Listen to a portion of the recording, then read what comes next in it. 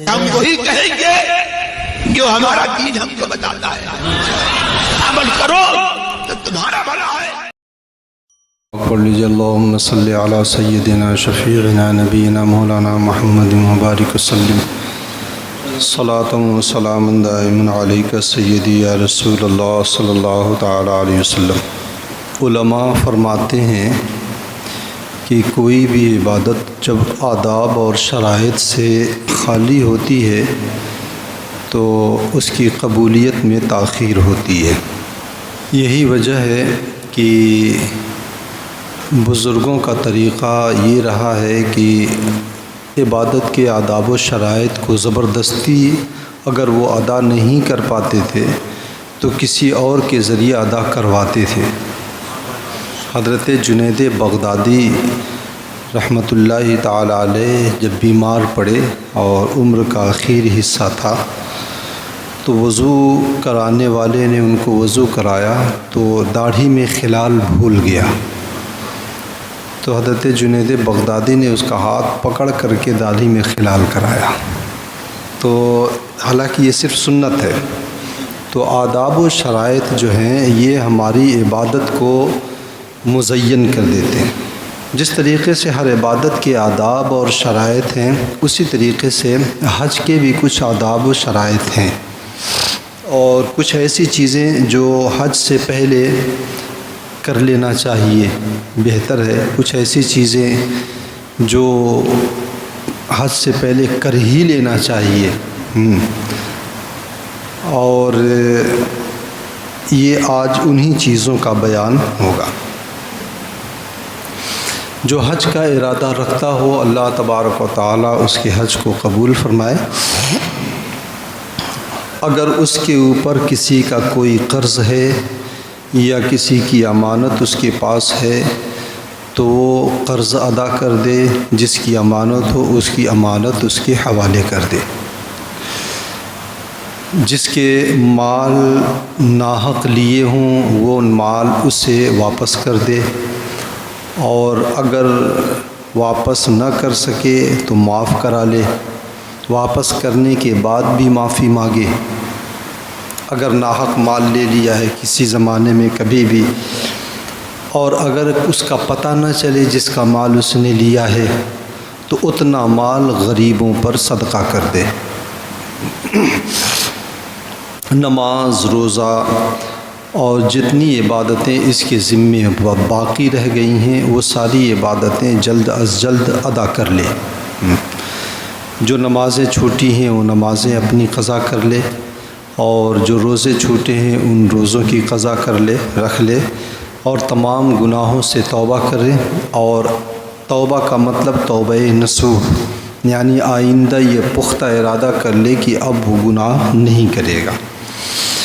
جس کی اجازت کے بغیر سفر مکروہ ہے اس سے اجازت لے لے، جیسے اگر حج فرض ہے تو ایسی صورت میں جو ہے ماں باپ اس کی خدمت کے محتاج ہوں تو اجازت لے۔ اگر ماں باپ اس کی خدمت کے محتاج ہوں تو ان سے اجازت لے، اور اگر اس کی خدمت کے محتاج نہ ہوں تو ایسی صورت میں وہ اجازت لے، لیکن وہ روک نہیں سکتے ہیں۔ اگر وہ روکیں پھر بھی وہ جائے، کیونکہ فرض ہے اور فرض کی ادائیگی ضروری ہے۔ اگر نفلی حج ہے تو ماں باپ اگر روکیں تو اسے رکنا ہے۔ حج سے مقصود صرف رضائے الہی ہو، بس دکھاوے کے لیے یا اپنے آپ کو حاجی کہلانے کے لیے یا الحاج کہلانے کے لیے ان چیزوں کے لیے حج نہ کرے، صرف اور صرف اللہ تبارک و تعالیٰ کی رضا مقصود رہے۔ ان چیزوں کے لیے اس مقصد سے حج کرنا حرام ہے۔ اگر کوئی عورت جا رہی ہے تو اس کے ساتھ ایک محرم کا ہونا ضروری ہے۔ اگر بغیر محرم کے وہ جائے، محرم کا وہ مطلب وہ جس سے شادی اس کے لیے حرام ہے، نکاح اس سے لیے حرام ہے، جیسے بیٹا ہے، بھائی ہے، چچا ہے، تو ایسا محرم اس کے ساتھ جائے۔ بغیر محرم کے عورت کا جانا حرام ہے۔ اگر بغیر محرم کے چلی گئی تو حج تو ہو جائے گا لیکن ہر قدم پر اسے گناہ ملے گا۔ جو بھی زاد راہ لے کر کے جائے سفر کے اخراجات وہ حلال مال سے لے کر کے جائے، اور کیونکہ اگر حرام مال سے لے کر کے جائے تو حج کے قبول ہونے کی امید نہیں ہے۔ اگر اپنے مال میں کسی طرح کا کچھ شبہ ہے تو وہ کسی سے قرضہ لے لے، جتنا خرچہ آ رہا ہے وہ خرچہ وہ اتنا قرضہ لے لے، اور پھر جو ہے اپنے مال سے وہ قرضہ ادا کر دے۔ جتنی ضرورت ہے اس سے زیادہ اخراجات لے کے جائیں۔ مثلا 10 روپے کی ضرورت ہے تو آدمی 12-15 روپیہ لے کر کے جائے، اور اس کا مقصد کیا ہو کہ اپنے جو احباب ہیں، جو ساتھی ہیں، براتی ہیں، جو گروپ کے لوگ ہیں، یا وہاں جو ضرورت مند حجاج میں مل جائے گا اس کے اوپر خرچ کر دیں گے، یا اپنے احباب کے اوپر خرچ کر دیں گے۔ یہ قبولیت حج کی علامت ہے۔ قبول اللہ کے رسول صلی اللہ علیہ وسلم نے حضرت عائشہ سے فرمایا تھا کہ تصدقی، صدقہ کرتی ہوئی چل، کہ یہ جو ہے قبولیت کی علامت ہے۔ اور اپنے احباب کے اوپر جو حج کے جا رہے ہیں ان کے اوپر بھی خرچ کرنا یا ان کی ضرورت کے وقت کام آ جانا ایک نیکی بھی ہے، اور اس کے ذریعے اللہ تبارک و تعالیٰ جو ہے حج قبول کرتا ہے۔ آپ سوچیں، حضرت بڑے عظیم محدث تھے، حج کے لیے جا رہے تھے، تو ایک جگہ انہوں نے پڑاؤ ڈالا، تو انہوں نے دیکھا کہ ایک چھوٹی سی بچی ہے، اور وہ بچی جو ہے ایک کوڑے کے ڈھیر کے اوپر ایک مری ہوئی مرغی یا مرا ہوا کوئی حلال جانور مردار تھا، وہ اٹھا کر کے چھپا کے لے کے بھاگی جا رہی تھی۔ تو انہوں نے اپنے ساتھیوں سے کہا کہ جاؤ معلوم کرو کہ یہ بچی کہاں رہتی ہے، کیوں لے کے جا رہی ہے۔ جا کے معلوم کیا تو پتہ چلا اس کے ماں باپ نہیں ہیں، اور فاقہ ہو رہا ہے، اس کے چھوٹے چھوٹے بھائی اور بہن جو ہیں ان کے پاس کوئی ذریعہ آمدنی نہیں ہے، تو یہ اسی غرض سے لے کر کے آئی تھی۔ تو انہوں نے کیا کیا، انہوں نے کہا کہ اپنے جتنے بھی گروپ کے لوگ تھے ان لوگوں سے کہا کہ جو حج کے اخراجات ساتھ میں لے کر کے آئے، وطن کی واپسی تک جتنا خرچہ ہو جا رہا ہے اتنا بچا لو، باقی مال سب جمع کرو۔ سب کا پیسہ جمع کیا اور لے آ کر کے اس بچی کو دے دیا، اور سب لوگ واپس چلے گئے، حج نہیں کیا۔ جب حج پورا ہو گیا تو ان کے محلے سے ایک صاحب حج کرنے گئے تھے، تو وہ آئے ملاقات کے لیے، یہ گئے کہ حج کر کے آئے ہیں ملاقات کر لوں، گئے ملاقات کے لیے، حج کی مبارکباد دیا، حج مبارک ہو، کہا آپ کو بھی حج مبارک ہو۔ تو اب یہ بڑے اچنبھے میں پڑ گئے کہ بھائی یہ تو گئے، مجھ کو کیوں دے رہے ہیں حج کی مبارکباد۔ تو ملے ایک مرتبہ تنہائی میں تو انہوں نے ذکر کیا، تو کہا کہ آپ نے مجھ کو حج کی مبارکباد پیش کیا، کیوں؟ کہا ارے آپ بھی تو حج کیے ہیں۔ کہا کیسے؟ کہا میں نے دیکھا ہے آپ کو، میں نے حرم میں دیکھا ہے، منی میں دیکھا، عرفات میں دیکھا، مزدلفہ، ہر جگہ تو تھے آپ۔ تو انہوں نے مراقبہ کیا تو پتہ چلا، الہام الہی سے یہ پتہ چلا کہ اللہ تبارک و تعالیٰ نے ان کے اس نیک عمل کی وجہ سے، اللہ تبارک، حضرت عبداللہ ابن مبارک تھے، ان کے اس نیک عمل کی وجہ سے اللہ تبارک و تعالیٰ نے ایک فرشتہ پیدا کیا ان کا ہمشکل، جو قیامت تک ان کے لیے حج کرتا رہے گا۔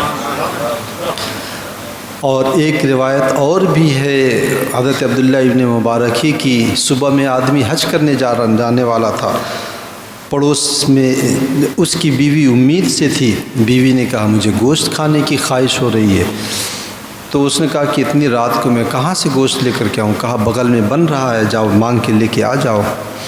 تو وہ گئے اور جا کر کے انہوں نے جو ہے مانگا، تو اندر سے ایک خاتون نے کہا کہ یہ تمہارے لیے حلال نہیں ہے۔ تو یہ چکر میں پڑ گئے کہ بھائی ان کے لیے حلال اور میرے لیے حلال نہیں ہے، کیوں؟ تو بہت زبردستی کیا، تو اس نے بتایا کہ 3 دن سے فاقہ ہو رہا تھا، میرے بچے تڑپ رہے تھے، میرے پاس کوئی ذریعہ نہیں تھا، ایک گدھا مرا ہوا تھا، میں نے اس کا گوشت چپکے سے رات میں کاٹ کے لے کے آئی، وہی بنا رہی ہوں، تو یہ میرے لیے تو حلال ہے کہ میں مستر ہوں، لیکن تمہارے لیے حلال نہیں۔ تو اس نے اپنی پوری زندگی کی پونجی جو اکٹھا کی تھی حج کے لیے 30,000 دینار لا کر کے اس نے اس خاموشی سے اس عورت کو دے دیا اور حج پر نہیں گیا۔ تو حضرت عبداللہ ابن مبارک حج پر گئے تھے تو انہوں نے خواب دیکھا مزدلفہ میں کہ فرشتے رجسٹر لے کے بیٹھے ہیں اور حساب کر رہے ہیں کہ اتنے لوگ حج پر آئے ہیں، عبداللہ ابن مبارک بھی آیا ہے، لیکن کسی کا حج قبول نہیں ہوا ہے، عبداللہ کا بھی حج قبول نہیں ہوا ہے، لیکن ایک بندے کی وجہ سے اللہ نے سب کا حج قبول کر لیا۔ عبداللہ ابن مبارک کا حج بھی اسی کے صدقے میں قبول ہوا ہے۔ تو اب ان کی نیند کھلی کہ وہ کون بندہ ہے، اس کا نام لے کر کے ان لوگوں نے کہا کہ وہ کون بندہ ہے جو اتنا جو ہے نیک ہے۔ تو اس نام کے نشان پر تلاش کرتے کرتے کرتے ملک شام میں جا کر کے وہ بندہ ملا، اور اس سے جب پوچھا تو اس نے اپنا پورا یہ واقعہ بیان کیا کہ یہ میرا واقعہ اور کوئی نیک عمل نہیں۔ تو ضرورت مندوں کے اوپر خرچ کرنا، احباب کے اوپر خرچ کرنا، یہ حج مبرور کی نشانی ہے۔ آئینہ، سرما، کنگھا، یہ مسواک یہ ساتھ میں رکھے۔ یوں تو اب ہر جگہ مل جاتی ہے، آئینے کی ضرورت نہیں ہے، اب تو ہوٹلوں میں چاروں طرف آئینہ رہتا ہے، اتنا آئینہ رہتا ہے کہ آدمی دیکھتے دیکھتے شرما جاتا ہے۔ اور سرما تو کسی بھی دکان پہ آدمی خرید لے، کنگھا کہیں سے خرید لے، مسواک ہر جگہ ملتی ہے، تو ملنے کو مل جاتی ہے، لیکن سنت ہے، اس لیے سنت سمجھ کر کے آدمی ان چیزوں کو رکھ لے۔ جب بھی جائے گروپ میں آدمی کو یہ اتفاق کے لیے، یہ اللہ کے رسول صلی اللہ علیہ وسلم نے فرمایا جب بھی تم سفر کرو اور 3 یا 3 سے زیادہ ہوں تو ایک آدمی کو اپنے گروپ کا سردار مقرر کر لو۔ تو ہمیں یہ چیزیں ارشاد رسول کے مطابق ایسا کرنا چاہیے کہ ایک آدمی کو جو ہے امیر قافلہ مقرر کر دینا چاہیے جب بھی آدمی گروپ میں چلے۔ چلتے وقت تمام عزیزوں، دوستوں، احباب، رشتہ داروں سے ملے، اپنی غلطیاں معاف کرائے، اور یہ معافی مانگے تو ان کے اوپر بھی لازم ہے کہ وہ دل سے معاف کر دیں۔ یہ نہ ہو کہ صرف زبان سے کہہ دیں کہ معاف کیا اور دل میں کینہ رکھیں، نہیں، دل سے معاف کر دیں۔ اگر کسی نے معافی مانگ لیا ہے تو اس کے ذمے جو کام تھا اس نے کر دیا، اس نے معاف کیا یا نہیں کیا اللہ بہتر جانے، لیکن شریعت نے اسے جو حکم دیا تھا وہ کر گیا، وہ اپنے جو ہے ذمے سے بری ہو گیا۔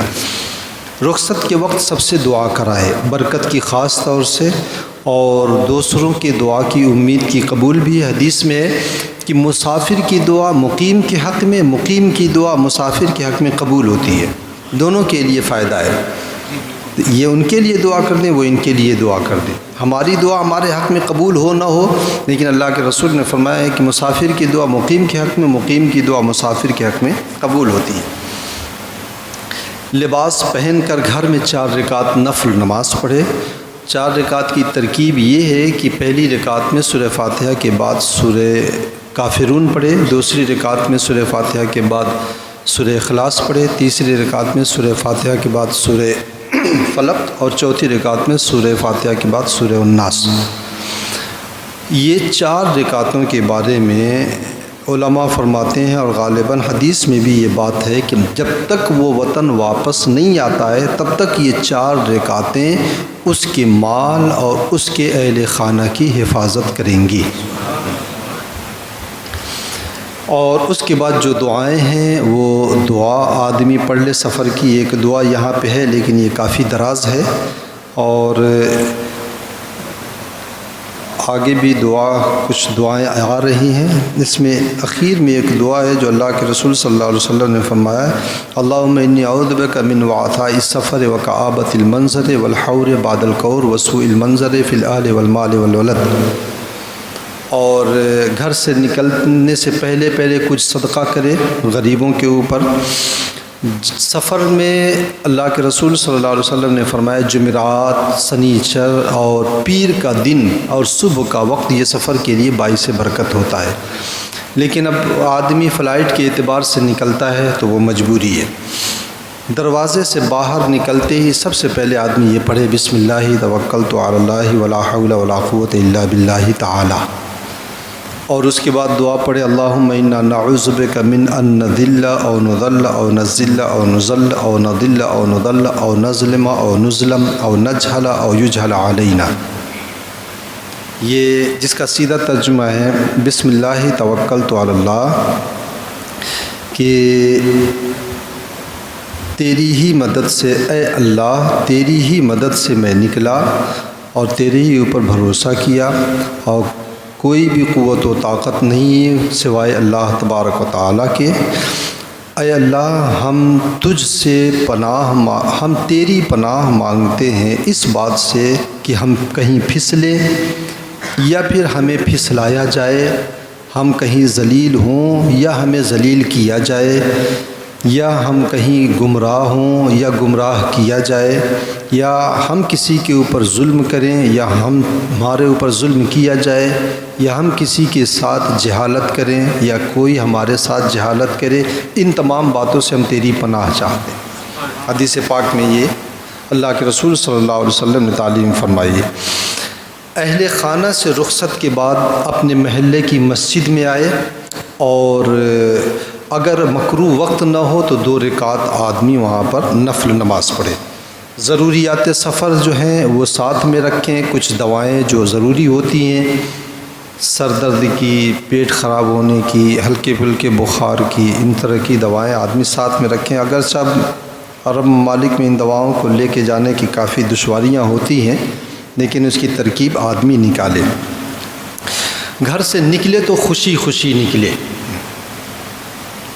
ذکر الہی کثرت سے کرے، خوف خدا دل میں بسائے رکھے، غضب، ناراضگی، جھگڑا و فساد سے آدمی دور رہے، اور گھر سے نکلتے وقت یہ دعا پڑھے بسم اللہ توکلت علی اللہ ولا حول ولا قوت الا باللہ تعالی۔ اس کے بعد اللہم انا نعوذ بک من وعثاء السفر وکآبۃ المنظر وسوء المنظر وکآبۃ المنقلب وسوء المنظر فی المال والاہل والولد۔ اور اللہ کے رسول صلی اللہ علیہ وسلم نے فرمایا کہ یہ دعا اگر کوئی گھر سے نکلتے وقت پڑھ لے تو واپسی تک اللہ تبارک و تعالیٰ اس کے جان و مال، اس کے اہل خانہ کی حفاظت فرماتا ہے۔ اسی وقت سورہ کافرون، سورہ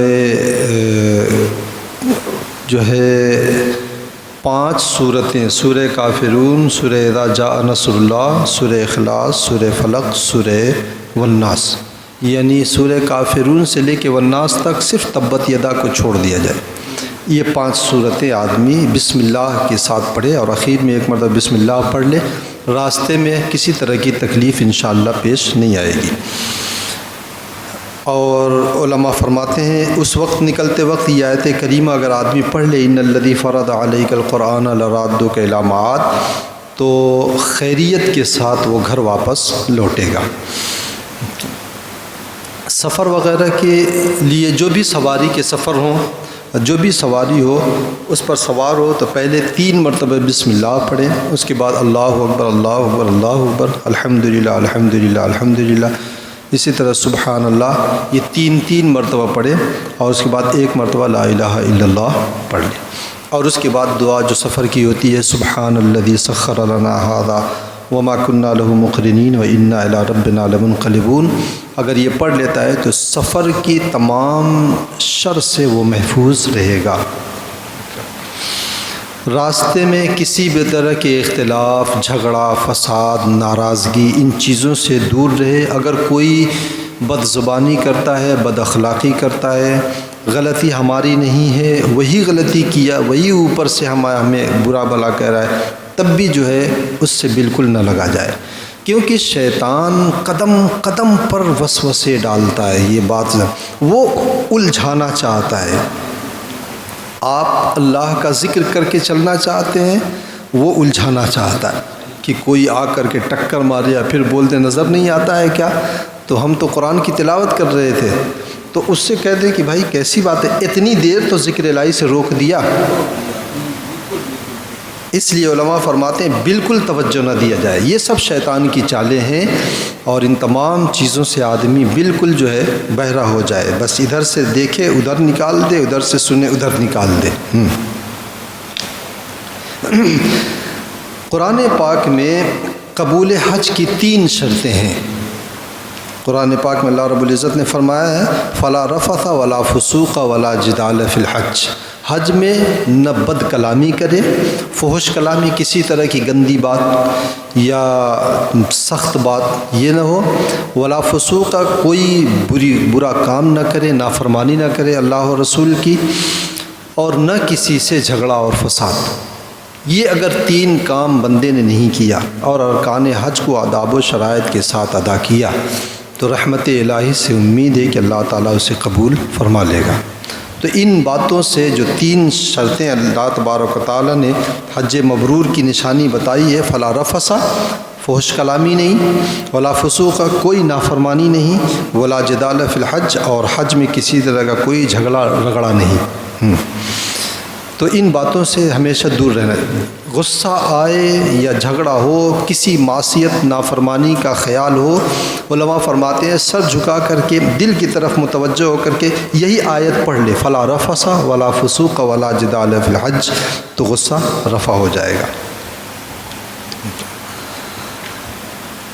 ایک تنبیہ خاص طور سے کہ حج میں بڑی الجھنیں رہتی ہیں، خاص طور سے وہ جو پہلی مرتبہ جاتا ہے، جسے معلوم نہیں ہوتا ہے کہاں جانا ہے، کیا کرنا ہے، تو اس کو ایک طرح کی الجھن رہتی ہے۔ اس الجھن میں اس کی نمازیں چھوٹتی ہیں، بہت لوگوں کی نمازیں چھوٹتی ہیں، یہ سخت نافرمانی ہے۔ آپ سوچیں کہ وہ بندہ کس منہ سے بارگاہ خدا میں اور بارگاہ رسالت میں کس منہ سے جا رہا ہے؟ وہ جس چیز کا حکم دے رہے ہیں وہ تو کام کر نہیں رہے ہو، تو کس منہ سے وہ جا رہا ہے؟ اس لیے نماز کسی صورت میں نہ چھوٹنے پائے۔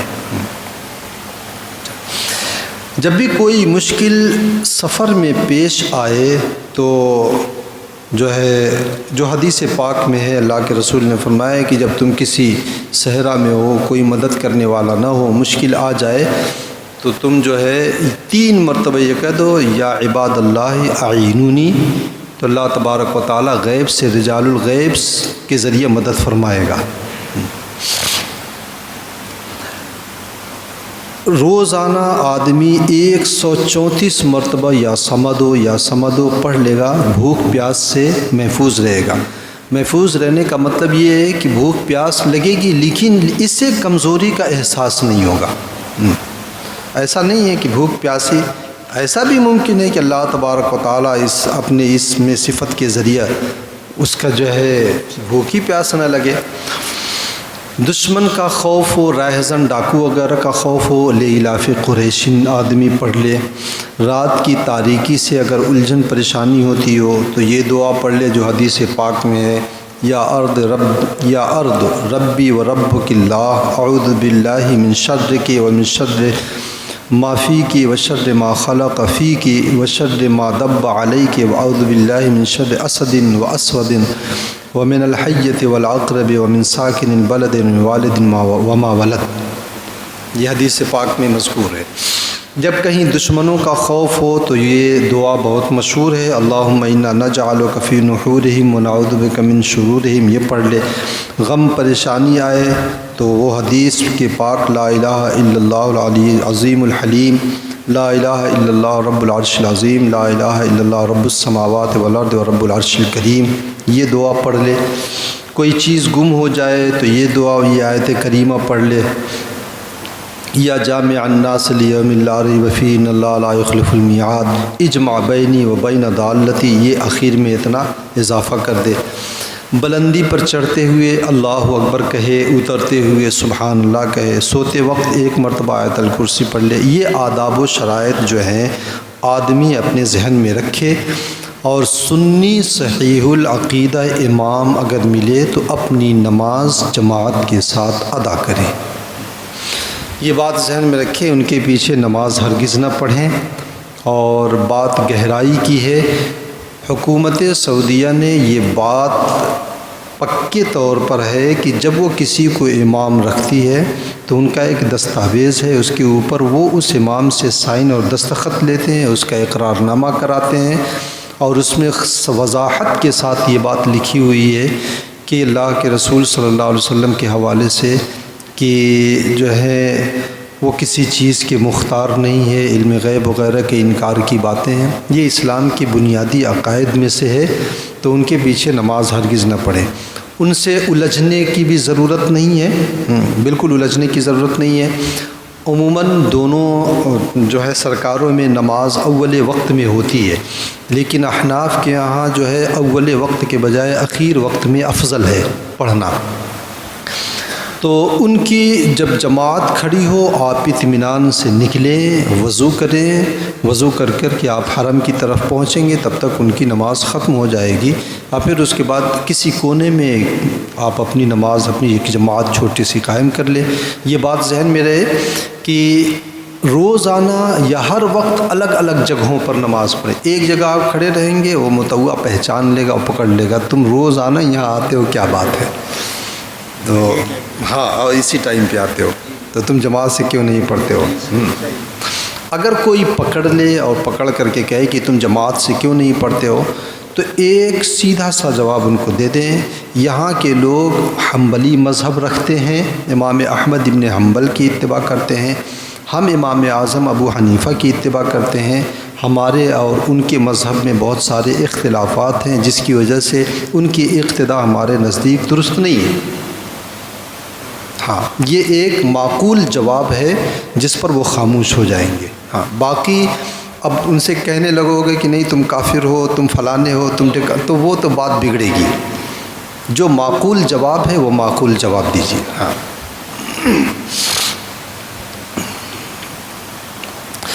میقات کا بیان تھوڑا سا ہے۔ میقات 5 ہیں۔ میقات اس جگہ کو کہتے ہیں کہ اس کے آگے سے مکہ معظمہ جانے والے کے لیے اس جگہ سے آگے بغیر احرام کے جانا جائز نہیں ہے۔ یعنی میقات سے باہر رہنے والا اگر کوئی آدمی ہے، یہ چاروں طرف سے تقریباً 70، 75، 80 کلومیٹر کا ایک دائرہ ہے جو میقات کہلاتا ہے، تو اس کے باہر بتا رہا ہوں میں، تو جو میقات کے باہر رہنے والے ہیں انہیں آفاقی کہا جاتا ہے۔ حاجی، ہاں، آفاقی کہتے ہیں، ایسے حاجی کو آفاقی کہتے ہیں۔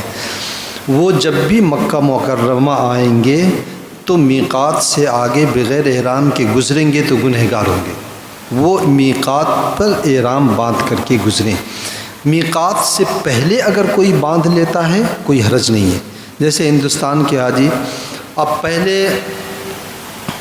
پانی کے جہاز سے لوگ جاتے تھے تو یلملم پہاڑ کے مقابلے میں آتے تھے تو سائرن بجتا تھا تو وہ جو ہے احرام باندھ لیا کرتے تھے، لیکن اب ہوائی جہاز سے جاتے ہیں، پتہ ہی نہیں چلتا ہے کب میقات آیا کب گزر گیا، تو اس لیے جو ہے آدمی یا تو ایئرپورٹ پر احرام باندھے اور وہیں پر نیت کر لے، یا ایئرپورٹ پر احرام باندھ کر کے آدمی نماز پڑھ لے لیکن نیت نہ کرے۔ نیت فلائٹ میں بیٹھنے کے بعد 2 گھنٹے کے بعد آدمی نیت کر لے۔ وہ نیت کی تاخیر میں اس لیے کہہ رہا ہوں کہ احرام باندھنے کے بعد جب آدمی نیت کر لیتا ہے تو احرام کی پابندی عائد ہو جاتی ہے۔ اب سر نہیں ڈھک سکتے ہیں، چہرہ نہیں ڈھک سکتے ہیں، پاؤں کی ہڈی نہیں چھپ سکتی ہے، اور بھی بہت ساری پابندیاں، کوئی خوشبو نہیں سونگھ سکتے ہیں، کوئی خوشبودار فلائٹ میں عموماً جو ٹیشو پیپر پوچھنے کے لیے ملتا ہے بہت تیز خوشبو رہتی ہے، اور کھانا کھا کے آدمی اسی میں پہلی مرتبہ ملتا ہے تو وہ آزمانے کے لیے پوچھ ڈالتا ہے کہ دیکھیں ہے کیسا۔ تو اس لیے جو ہے اگر ان چیزوں کی وجہ سے میں یہ کہتا ہوں کہ وہ 2 گھنٹے کے بعد 3 گھنٹے کے بعد وہ جو ہے اپنا وہ کریں، نیت کریں، تاکہ اتنی دیر میں اگر کچھ ایسا ہو گیا تو اس کے اوپر دم نہ آئے یا صدقہ نہ آنے پائے۔ تو میقات جو ہے 5 ہیں۔ ایک تو ذوالحلیفہ جو اہل مدینہ کی میقات ہے، مدینہ طیبہ سے تقریباً 70-75 کلومیٹر کی دوری پر ہے ذوالحلیفہ۔ اور دوسری ایک جحفہ جو اہل شام کی میقات ہے، یہ بھی ذوالحلیفہ کے قریب ہے، ذوالحلیفہ سے اور جو ہے آگے ہے۔ اور تیسری جو ہے قرن المنازل جو نجد والوں کے لیے یعنی ریاض ہے، طائف ہے، وہاں کے رہنے والوں کے لیے. چوتھی جو ہے ذات عرق عراق کے رہنے والوں کے لیے یہ. اور پانچویں یلملم یہ یمن کے رہنے والوں کے لیے.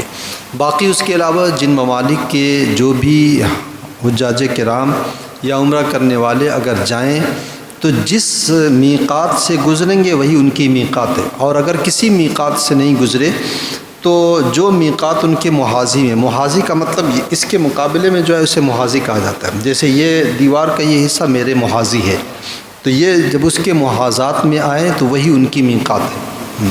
جیسے اہل ہند کے لیے، ہندوستانی حاجی کے لیے یلملم پہاڑ کا محاذی ہے. یلملم پہاڑ کے مقابلے میں جب آئیں گے تو جو ہے ان کی یہ میقات پڑے گی.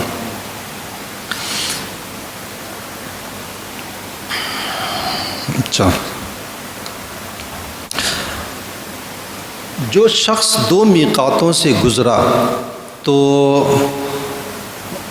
اس کے لیے دو صورتیں ہیں. یا تو پہلی میقات سے باندھ لے، یہ افضل ہے، یا دوسری میقات سے باندھے تو یہ بھی جائز ہے. جیسے شامی جب شام سے چلتا ہے اور مدینہ طیبہ کے راستے سے آتا ہے تو دو میقات پڑتی، ایک ذوالحلیفہ دوسری جحفہ.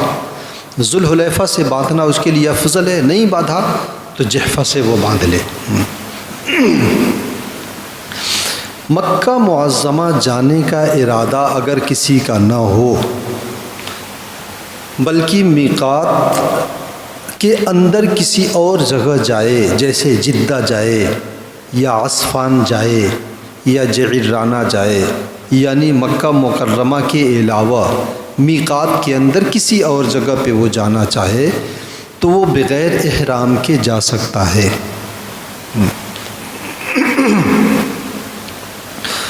اور جو میقات کے اندر کا اندر جو رہتے ہیں، میقات کے اندر رہنے والے لوگ وہ جو ہیں اور حرم کے باہر، حدود حرم سے باہر ہوں لیکن میقات میں ہوں، تو ان کے لیے احرام کی جو جگہ ہے وہی ہے کہ وہ کہیں سے بھی باندھ لیں احرام، لیکن حرم کے باہر سے باندھیں. حرم کے علاوہ جو جگہ ہوتی ہے اسے حل کہا جاتا ہے. جیسے یہ اتنی چیز ہے، یہ حرم ہے، حرم کے باہر جو میقات تک کی جگہ ہوتی ہے اسے حل کہتے ہیں. اسی سے حل و حرم، حل کا مطلب، حرم کا مطلب یہاں پر شکار حرام اور دوسری چیزیں جوئے مارنا حرام ہے، لیکن حل میں شکار حلال ہو جاتا ہے، اس لیے اسے حل کہتے ہیں. تو وہ کہیں سے بھی باندھیں لیکن حرم کے باہر سے باندھیں. بہتر یہ ہے کہ وہ اپنے گھر ہی سے احرام باندھ کر کے وہ نکلے. میقات سے پہلے اگر کوئی احرام باندھتا ہے تو اس میں کوئی حرج نہیں ہے. بہتر یہ ہے کہ حج کے مہینے میں وہ باندھے، شوال سے پہلے اگر باندھے تو ایسا کرنا منع ہے شرعاً. حرم کے رہنے والے حج کا احرام حرم ہی میں باندھیں. حرم کے رہنے والے حج کا احرام حرم سے باندھے. اور سب سے افضل اور بہتر یہ ہے کہ وہ حج کا احرام مسجد حرام سے باندھیں. اسی طرح متمتع حاجی جو حج تمتع کرتا ہے، حج تمتع کا مطلب پہلے عمرہ کرے گا، عمرہ کر کے احرام کھول دے گا حلق وغیرہ کرا کے، اس کے بعد پھر 8 تاریخ کو حج کا احرام باندھے گا، تو وہ بھی جو ہے احرام حج کا جو باندھے وہ حرم ہی سے باندھے. اور مکے والے اگر کسی کام سے مکے سے باہر اگر جائیں تو واپس آئیں گے تو انہیں احرام کی ضرورت نہیں ہے. لیکن اگر میقات سے باہر چلے گئے اور پھر مکے میں واپس آ رہے ہیں تو ان کے لیے احرام کی ضرورت ہے کہ وہ احرام میں واپس آئیں. باقی بیان انشاءاللہ احرام کا بیان کل ہوگا. اللہ تعالیٰ مجھے اور آپ کو اس پر عمل کی توفیق عطا فرمائے. اللہم صلی علی سیدنا شفیعنا نبینا مولانا محمد مبارک وسلم. صلاۃ و سلام علیک سیدی یا رسول اللہ صلی اللہ علیہ وسلم. اللہم ربنا تقبل منا انک انت السمیع العلیم وتب علینا انک انت التواب الرحیم. صلی اللہ تعالی علی خیر خلقہ ونور عرشہ وقاسم رزقہ محمد وعلی آلہ واصحابہ اجمعین برحمتک یا ارحم الراحمین.